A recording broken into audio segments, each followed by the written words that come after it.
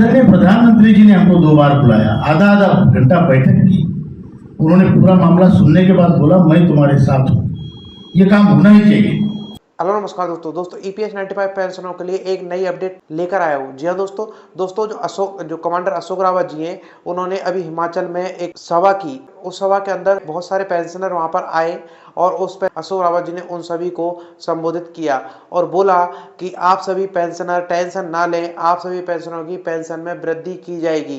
ठीक दोस्तों इस अपडेट को मैं आगे आपको कंप्लीट बताऊंगा। उससे पहले आपको बताना चाहता हूँ, यदि आप मेरे चैनल पर नए हैं तो चैनल को सब्सक्राइब और वीडियो को लाइक जरूर करें ताकि मैं आपको इस प्रकार की हेल्पफुल वीडियो लाता रहूं। ठीक दोस्तों मैं आपको बता दूं कि जो कमांडर अशोक रावत जी हैं वो अभी जगह जगह जाकर सभा कर रहे हैं, जिससे कि जो ईपीएस पेंशनर है वो ज़्यादा से ज़्यादा इसके बारे में जागरूक हो सके। क्योंकि जितने ज़्यादा पेंशनर जागरूक होंगे और सरकार के सामने जितने ज़्यादा पेंशनर आएंगे या जैसे आंदोलन करेंगे, आंदोलन में जितनी ज़्यादा जनसंख्या यहाँ पर पेंशनर की उपस्थित होगी तो सरकार पर इसका दबाव पड़ेगा। ठीक दोस्तों, क्योंकि सरकार को अभी 10 साल हो गए, 10 साल से पेंशनरों को वो बेवकूफ़ बनाती आ रही है। वो अभी तक एक भी पैसा उन्होंने नहीं बढ़ाया है। ठीक है दोस्तों, ऑल ओवर इंडिया के अंदर 75 लाख पेंशनर हैं दोस्तों, जिसमें से लगभग 51 लाख पेंशनर ऐसे हैं जिनको 1000 से कम पेंशन दी जाती है। ठीक है दोस्तों, क्योंकि अभी जो ईपीएफओ की एनुअल रिपोर्ट आई थी उसमें उन्होंने बताया है कि टोटल जो ईपीएस 95 पेंशनरों के जो पेंशन फंड में पैसे हैं वो है 10 लाख करोड़ रुपए। ठीक दोस्तों, पेंशनरों की डिमांड है, अशोक रावत जी जो डिमांड कर रहे हैं वो एक जायज डिमांड कर रहे हैं। पहले तो जो गवर्नमेंट है वो बोल रही थी कि हम इतनी पेंशन नहीं बढ़ा पाएंगे, इसमें हमारा नहीं, हम इतने पैसे कहाँ से लाएंगे, पेंशनों की जो पेंशन यदि 7500 रुपये कर दी जाए तो यह पेंशन कहाँ से आएगी। ठीक दोस्तों, लेकिन अभी हम जब उन्होंने एनुअल रिपोर्ट दी है तो एनुअल रिपोर्ट में देखा गया है कि पेंशन फंड में पैसे उस पर जितना ब्याज आएगा उस ब्याज का लगभग 50% से ही पेंशन में वृद्धि हुई है उसकी पूर्ति हो सकेगी। ठीक दोस्तों, इस अशोक रावत जी हैं वो हर सभा के अंदर बता रहे हैं और इसी प्रकार से उन्होंने कानपुर के अंदर भी ऐसा ही बताया और हिमाचल के अंदर भी ऐसा ही बताया। जहाँ भी 20 से ज्यादा लोग काम करते हैं वो मालिक उसके लिए पैसा भरता है प्रोविडेंट फंड में 12%। आप सबका भी भरा और सभी को देखो, आप हमने जो पैसा भरा है वो पैसे का अगर आज के तारीख में वैल्यूएशन देखा जाए तो आपका वैल्यूएशन जो सरकार के पास पड़ा है वो हर एक का कम से कम 20 लाख रुपया है। तो 20 लाख रुपया आपको वापस मिलना चाहिए था बैंक में होता तो, और उसके ऊपर आपको ब्याज भी मिलना चाहिए था। आज पूरे भारत में आपको आश्चर्य होगा, जो एवरेज पेंशन है वो 1171 रुपया है। मतलब आप 60 साल के 58 साल की उम्र में 1171 रुपया लेके आपको जीना है अपनी पत्नी के साथ, ये इसका सीधा अर्थ है। तो ये समस्या, और फिर जो 20 लाख रुपए आपके हैं, प्लीज बात में करें, जो 20 लाख रुपए आपके हैं वो कभी भी वापस नहीं मिलेंगे। 2008 में ये निर्णय लिया गया, पहले स्कीम में प्रोविजन था, स्कीम में ये प्रोविजन था, आप अगर पढ़ेंगे स्कीम का जो डॉक्यूमेंट, ये स्कीम आपको, और एडवर्टाइजमेंट में भी लिखा है, ये स्कीम आपको सरकारी कर्मचारियों के से 10% ज्यादा पेंशन देगी। लेकिन 10% तो छोड़िए, उसके 10% भी ये पेंशन नहीं है, इसलिए ये लड़ाई है। और ये लड़ाई के अन्य कारण मैं बताता हूँ आपको।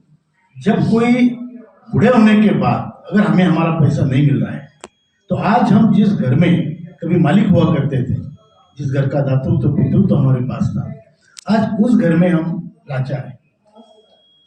चाहे हमारा बेटा कितना भी अच्छा हो, राम हो, लेकिन हाथ हमको फैलाना पड़ता है। जो हाथ देना जानता था उस हाथ को आज आपको फैलाना पड़ रहा है। ये पूरे हिंदुस्तान की कहानी है, ये केवल हिमाचल प्रदेश में नहीं। तो इसको बदलना है। 1000 रुपये लाने वाले की कौन इज्जत करता है भाई? 50,000 लाते थे तो पहले आपको खाना मिलता था गरम गरम, उस पर घी भी मिलता था।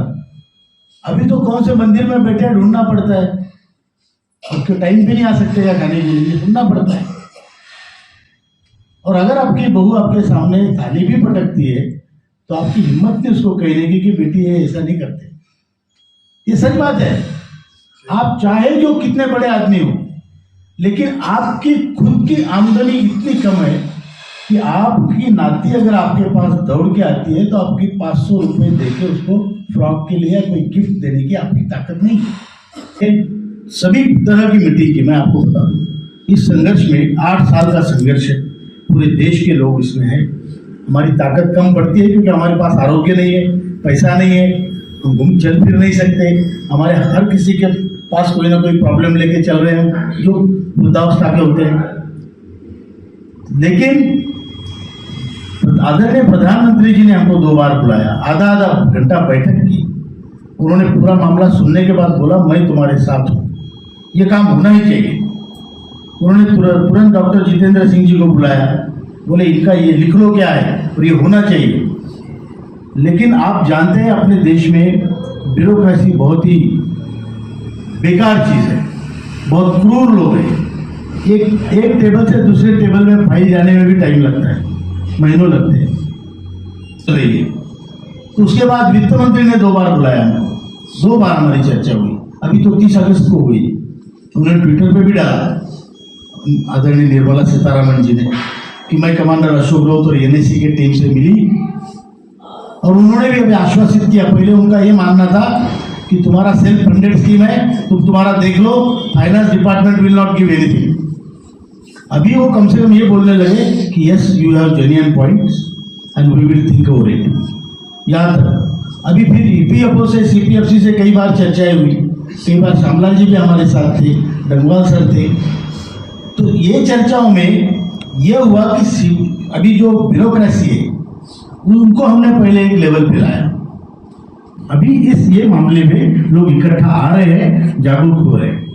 तो अभी जो भी समस्या है उसके लिए अभी पॉलिटिकल दबाव हम तैयार करने में सक्षम हो रहे हैं। और आप कुछ करें, आपको ज़्यादा कुछ करना नहीं, कोई बहुत बड़े नारे देने नहीं, बहुत दौड़ना भागना नहीं, लेकिन एक समिति बनाइए। आजकल मोबाइल है, मोबाइल पे आपके कांटेक्ट होते हैं, बनते हैं, और तय दिल से करिए। और जिस दिन आपको लगे भाई मैं नहीं कर सकता, किसी और का हैंडल कर दीजिए, लेकिन ये जोत जलनी चाहिए। अगर ये नहीं जलेगी तो हमारा होने का कोई फायदा नहीं। समस्या लेके बैठेंगे। आज आपके पेंशन फंड में 10 लाख करोड़ है, 10 लाख करोड़ केवल पेंशन फंड में, ईपीएस 95। जो 7.5 करोड़ लोग अंशदान करते हैं, 1250 रुपये हर माह, उनका जमा होता है तकरीबन 1 लाख करोड़। और ये दोनों पर जो ब्याज मिलता है वो मिलता है 1 लाख करोड़ तकरीबन, थोड़ा कम ज़्यादा, वो depending upon the situation in the market, but उतना तो हो जाता है। तो इतना पैसा होने के बाद हमारी पूरी मांगे जो है वो 68,000 करोड़ में हर साल पूरी होती है। हमने गणित करके उनको बताया, वो भी 2-2 घंटे के मीटिंग में ये प्रूव किया है। ऐसा नहीं कि बता दिया और फिर नारे लगाए, नो, हमने उनको बताया, समझाया कि ये ऐसा है सर, आप इसमें चेक करो कि गलती है तो हम सुधार लेंगे। तो तभी वो सब लोग अभी मानने लगे हैं कि यस ये हो सकता है। और फिर उसको जल्दी करने के लिए हमने महाराष्ट्र में अपना लिवर लगा दिया है कि वहां से दबाव करेंगे तो ये उठेगा। अभी दिल्ली का ढक्कन हमने कुकर का बंद कर दिया। कुकर में हमको करानी है दाल डाली है, पानी डाला है, ऊपर का ढक्कन बंद कर दिया है। और अभी ये जो हम घूम रहे हैं पूरा हिंदुस्तान, वो नीचे से आग लगा रहे हैं। जब आग लगेगी तो सरकार की सीटी बजेगी और आपकी दाल गलेगी।